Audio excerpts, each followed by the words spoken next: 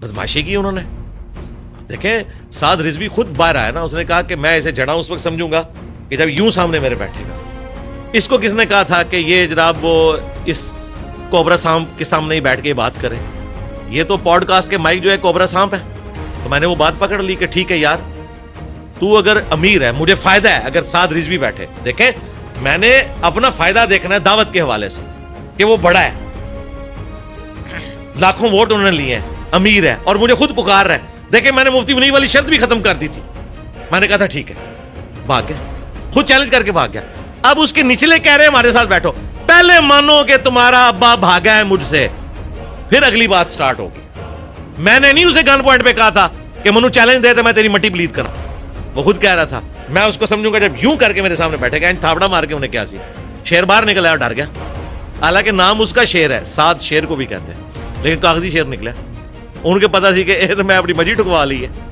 تو اگر کوئی چھوٹو سمجھتا ہے نا کہ سعد رضوی کا میں نمائندہ ہوں, تو پہلے مانے کہ ہمارا ابا ڈر گیا انجینئر سے, مقابلہ نہیں کر سکتا, اس لیے وہ تو بھاگ گیا ہے. اس نے اپنی طرف سے اب یہ چھوٹا لانچ کیا. یہ سارا کچھ ماننے کا, خالی کہنے سے نہیں کہ سعد رضوی کہ جی یہ میرا نمائندہ. نہ نہ نہ, تو منو للکاریا سی, تو نسیا ہے. ہمارے نبی اسلام کے صحابہ پہ جب برا وقت آیا, 80 بندے حضور کے ساتھ رہ کے, بخاری مسلم میں آتا ہے, غزوہ حنین کے موقع پہ 12,000 لشکر چھوڑ گیا. قبیلہ حوازن کے تیروں کا مقابلہ نہیں کر سکے. نبی اسلام نے ان 80 میں سے تو کسی کو آگے نہیں کیا. آپ نے کہا انا النبی لا کذب انا ابن عبد المطلب, میں نبی ہوں اس میں کوئی شک نہیں, میں عبد المطلب کا بیٹا ہوں اس میں کوئی شک نہیں. تو یہ بھی کہیں نا میں ہوں سعد رضوی ٹی ایل پی کا امیر, اس میں کوئی شک نہیں, انجینئر نکل باہر. اور یہ باہر نکلے برادری نہیں کہ انہوں منارے پاکستان سے لے آؤ. علمی طور پہ میں نے کہا تھا ادھر آئے, آپ کو تو سیکیورٹی ملی ہوئی ہے, میرے ساتھ سیکیورٹی ایشوز ہیں, آپ یہاں پہ آئیں, جہلم کی حدود میں میں سیکیورٹی آپ کے لیے ارینج کروں گا, ڈی پی او سے بات کر لوں گا, آنے جانے کا خرچہ بھی دینے کے لیے تیار ہوں, آپ آئیں یہاں بات کریں. مجھے کہہ رہے ہیں منارے پاکستان, منارے پاکستان میں سمجھ رہا تھا مناظرے کے لیے بلا رہے ہیں. وہ تو شکر ہے کہ پیر بھگوڑے شاہ صاحب, ظاہرہ بھگوڑے ہیں نا, ابھی تک وہ ایبسکونڈر ہے عدالت کی نظر میں. ہاں جی, بھاگتا پھر رہے, سمیں بھی اس نے چینج کی ہیں, گرفتاری نہیں دی اس نے, ایف آئی آر کٹی ہوئی ہے. پیر بھگوڑے شاہ نے مجھے چیلنج دیا تھا کہ منارے پاکستان پہ اس کو لے کے آؤ. ہم یہ سمجھ رہے تھے مناظرے کے لیے بلا رہا ہے, وہ تو اب اس نے خادم رضوی صاحب کی برسی پہ کہا ہے کہ جی ہم چھلانگ ماریں گے وہاں سے. اندازہ کرو, یعنی علمی دلائل, وہی آپ والی بات جو آپ نے کی تھی ان کے, ایک مجھے بڑی پسند آئی, اس کی وجہ سے میں نے آپ کو ٹائم بھی دے دیا. وہ بات مجھے پسند آئی, میں نے کہا یار یہ تو بندہ ریزنیبل ہے کہ واقعی دلائل ختم ہو گئے تھے, آگ میں جلنا. اور میں حیران ہوں, وہ جس مولوی کے سامنے آپ بیٹھے تھے وہ کون ہے مولوی؟ عالم دین ہے؟ جی عالم دین ہے. عالم دین ہے, رکن شورا ہے ان کے, اور عالم دین بھی ہے. رکن شورا ہونا اور چیز ہے, عالم دین بھی ہے. میرے لیے اتنی حیران کن بات ہے کہ یار ایک عالم دین اس قسم کی بات کر رہا ہے کہ وہ منارے پاکستان سے چھلانگ مارنے کو اور آگ میں کودنے کو مباہلہ کہہ رہا ہے. یہ مباہلہ کہاں سے ہے؟ مباہلے کی جو ڈیفینیشن ہے سورہ آل عمران کی آیت نمبر 61 میں آئی ہے, نبی علیہ السلام نے نجران کے کرسچنز کے ساتھ کیا تھا. وہ تو یہ ہے کہ اوپن میدان میں آ جاؤ, اللہ کے حضور دعا کرتے ہیں کہ جو جھوٹا ہے اس پہ اللہ کی لعنت ہو. کوئی نبی علیہ السلام نے آگ میں کودنے کا مظاہرہ نہیں کیا, نہ حضرت ابراہیم علیہ السلام آگ میں کودے, وہ تو انہیں دھکا دیا گیا تھا اور وہ مبالغہ بھی نہیں تھا.